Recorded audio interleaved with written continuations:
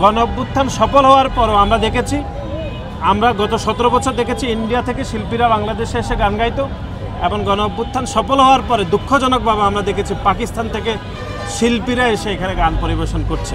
যে গত 17 বছর ঢাকা বিশ্ববিদ্যালয়ের আপনি যদি কালচারাল ইভেন্টের দিকে তাকিয়ে দেখেন, তাহলে আপনি দেখবেন যে ঢাকা বিশ্ববিদ্যালয়ে এরকম একটি উৎসব আসলে পরিবেশিত হওয়ার কোনো ধরনের সম্ভাবনাই তৈরি হয়নি।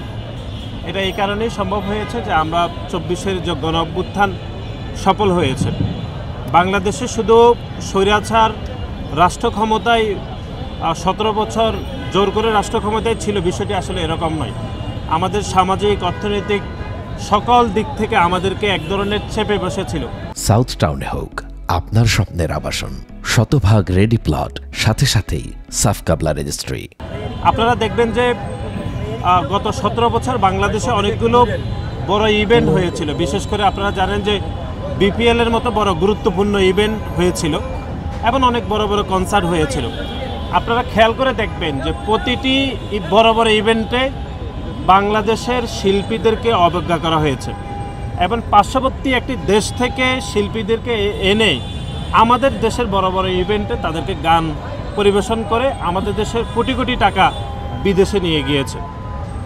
সবচেয়ে দুর্ভাগ্যজনকভাবে আরেকটি সত্য যেটি মুখোমুখি হতে হচ্ছে, সেটি হচ্ছে গণ অভ্যুত্থান সফল হওয়ার পরও আমরা দেখেছি, আমরা গত 17 বছর দেখেছি ইন্ডিয়া থেকে শিল্পীরা বাংলাদেশে এসে গান গাইতো, এবং গণ অভ্যুত্থান সফল হওয়ার পরে দুঃখজনকভাবে আমরা দেখেছি পাকিস্তান থেকে শিল্পীরা এসে এখানে গান পরিবেশন করছে। সুতরাং আমরা মনে করি যে গত 17 বছর আমাদের শিল্পীদেরকে যে ব্যাপকভাবে সীমাহীনভাবে তাদেরকে অবমূল্যায়ন করা হয়েছে, দেশের প্রতি তাদের যে টান বা দেশের প্রতি তাদের যে হক, সেটি আমরা জাতি হিসাবে তাদেরকে দিতে পারিনি।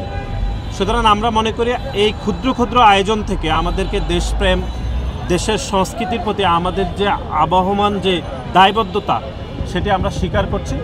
এবং বাংলাদেশ জাতীয়তাবাদী ছাত্রদল এরকম একটি আয়োজন করছে আজকে নবান্ন উৎসব অগ্রহায়ণ মাসের, আজকে যদিও 6 তারিখ, তার 5 তারিখ, তারপরও আমরা মনে করি এরকম একটি আয়োজন এটি আমাদেরকে মনে করেই দিচ্ছে যে আগামীতে বাংলাদেশের সংস্কৃতি, আবহমান বাংলার যে সংস্কৃতি, যেগুলো দিয়ে আমরা আসলে বড় হয়েছি, সেগুলোর ধারাবাহিকতা বাংলাদেশের প্রতিটি ক্যাম্পাসে আসলে আমাদেরকে ছড়িয়ে দিতে হবে।